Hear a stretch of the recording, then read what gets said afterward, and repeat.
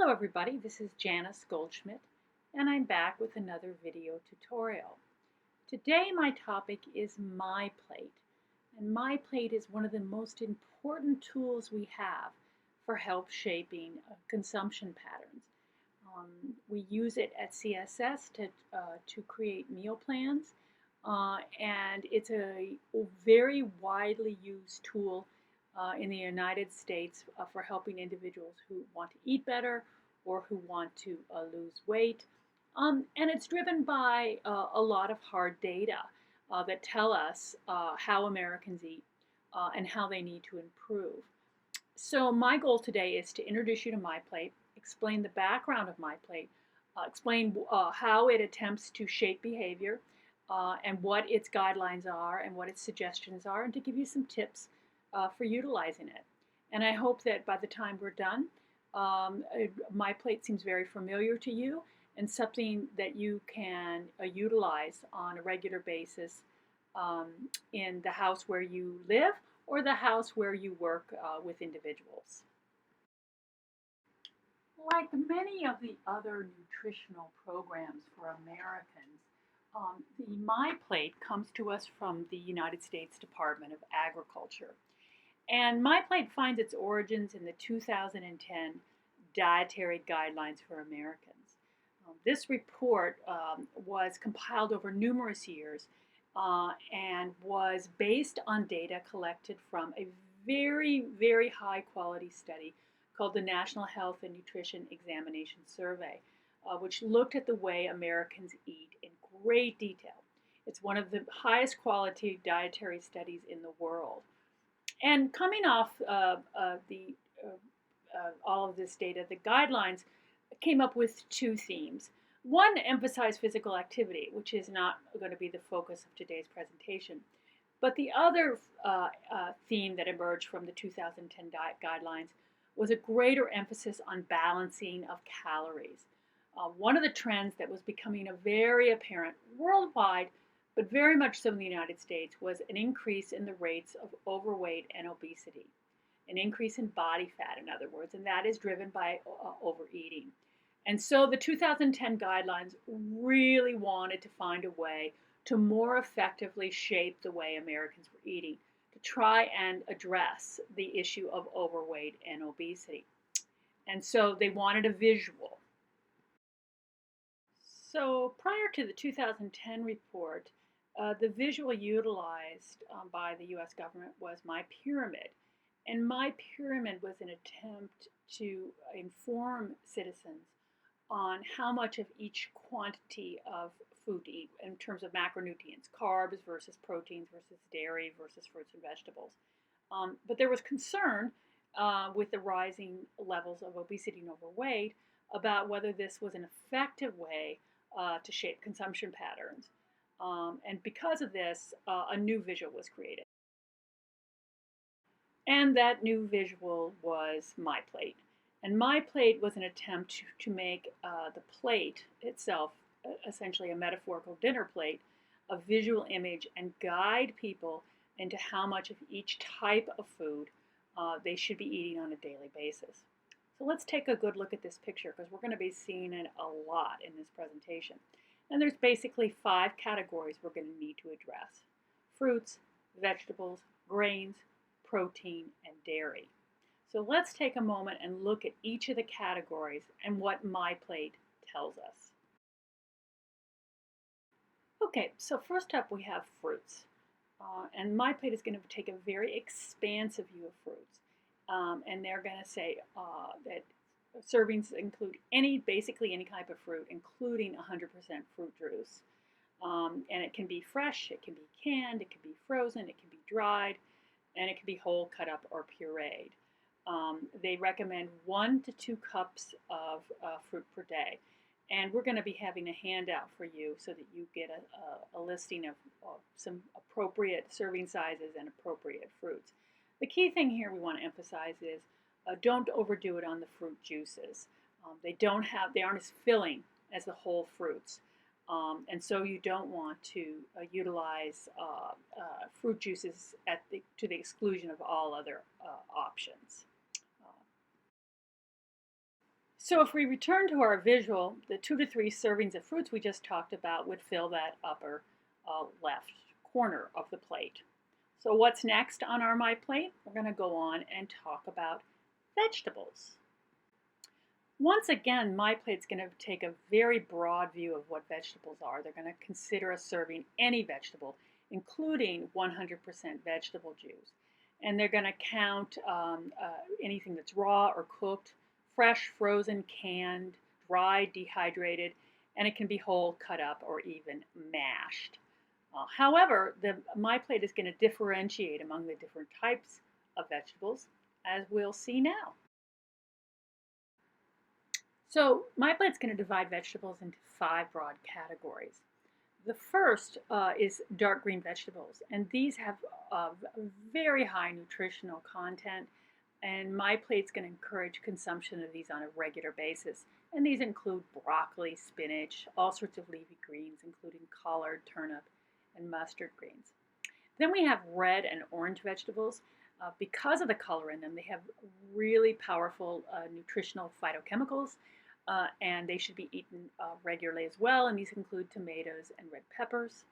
Then comes beans and peas, which include all the range of legumes, lentils, chickpeas, and pinto beans, and these often have a lot of fiber, so they're very filling. The starchy vegetables, MyPlate is going to encourage controlled consumption, so keep an eye on these. Don't eat them excessively. These will include potatoes, corn, and green peas. And then another category of other vegetables, including iceberg lettuce, which has less nutritional value, green beans, and etc. And here is a pictorial image of these various vegetables. So it's while vegetables are encouraged at least 3 servings a day, you need to promote some categories of vegetables over another, particularly the dark green vegetables and the red vegetables. So when we return to our MyPlate visual, we can see that the fruit category and the vegetable category comprise about half of our metaphorical plate. That is a very important concept that MyPlate emphasizes. Half of your meal should be fruits and or vegetables, particularly vegetables. And this is a very powerful rule of thumb when you're meal planning, which is about half of the meal that you serve should comprise fruits and vegetables, with an emphasis on those leafy greens, those dark green vegetables, the red vegetables, or perhaps the beans. All right, so moving along in our MyPlate, we're going to talk about the next category, which are the grains. And MyPlate tells us that any food that is going to be made from a grain, including wheat, rice, oats, cornmeal, barley, this is considered a grain product. So this will be your pastas and your breads and all the cereals we have. Tortillas are all examples. They can be things such as rice, popcorn, oatmeal breakfast, or a piece of bread. And the MyPlate recommends 3 to 8 ounces per day of grains. However, just like with vegetables, they're going to differentiate the kind of grains. So let's look at that.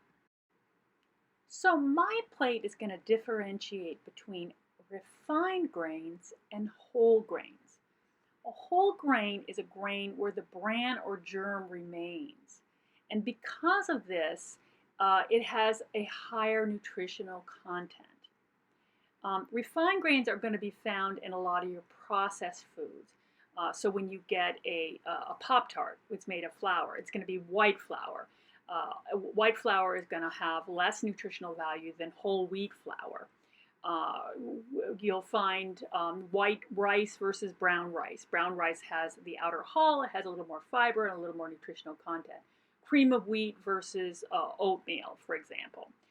So MyPlate is going to emphasize that you eat the predominance of your grains as whole grains.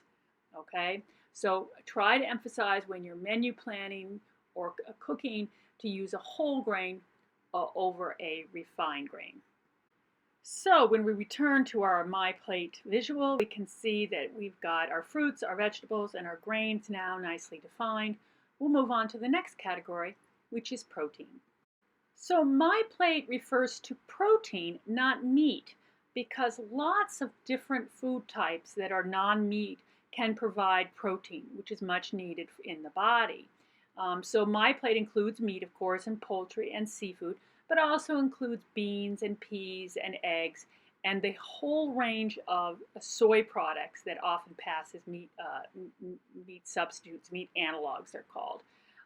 Nuts and seeds are also considered part of the protein food groups, um, though beans and peas are also part of vegetables. They cross over.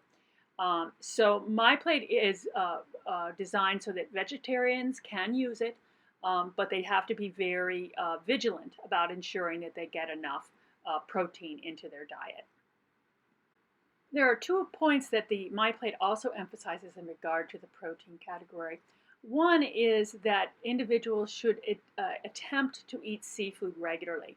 Seafood has a lot of nutritional content with a very low calorie count. Therefore, it makes it a very high quality food. It has a lot of important nutrients for the diet. The second tip that's important in regard to protein for MyPlate is an emphasis on lean proteins, particularly in regard to meat. You can see this picture here. The meat on the left is very fatty. You can see the white marbleized fat going through it. The meat on the right is very lean, has very little fat. And of course, there's a lot of health consequences to eating a high-fat diet. But in general, the leaner the meat, the less calories. And of course, one of MyPlate's primary goals is to help address the obesity and overweight issue in the United States. So looking back at our visual, we've addressed fruits and vegetables, half our plate. We've looked at grains and protein. So the basic dinner plate is filled, but we have one more category we need to address, and that's dairy. Dairy is how most of the world gets their calcium, which is a very important nutrient for individuals who are growing and people who are aging as well. MyPlate recommends 2 to 3 cups per day, depending on your age and your circumstance. And it includes in the category of dairy any fluid milk products and the foods made from milk. So, of course, not just what you drink, but also yogurt and kefir and cheese are considered part of the dairy group. Calcium fortified soy milk is included in dairy, and any foods that are made from milk but have little calcium, for example, cream cheese or butter, are not included in the dairy group. They're considered as a fat. So 2 to 3 cups per day for dairy. MyPlate puts a lot of emphasis on low-fat dairy options, a skim milk versus a whole milk. This graphic will show you the difference in fat, but if you look at the color bar at the bottom of each picture, you can see that the more fat, the more calories. So it makes sense. MyPlate was designed to shape consumption behavior.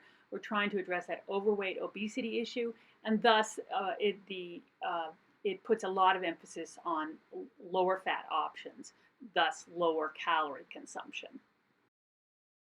So when we return to our visual, we can see that we have addressed fruits and vegetables, half our plate. We've looked at grains and protein as well as dairy. MyPlate also has a couple of other key concepts that it tries to emphasize. So let's look at those.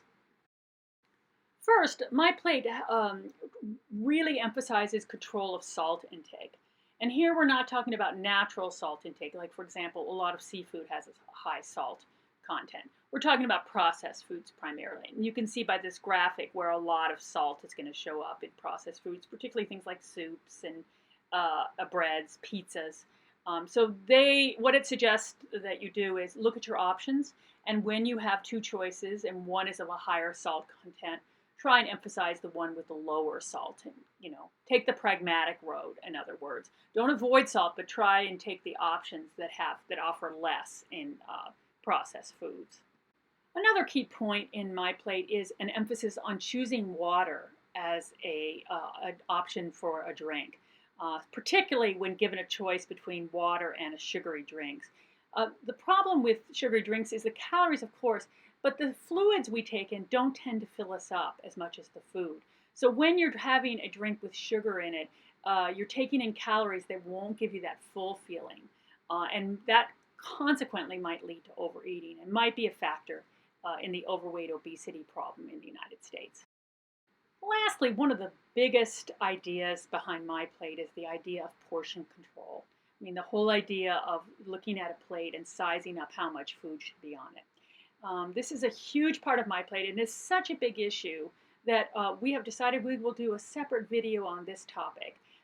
So look for us in the next video where we'll go into portion control and explain what it's all about and give you some helpful hints for how you can appropriately design portions so that they're not excessive, but provide the needed nutrients for yourself and for the individuals that you support.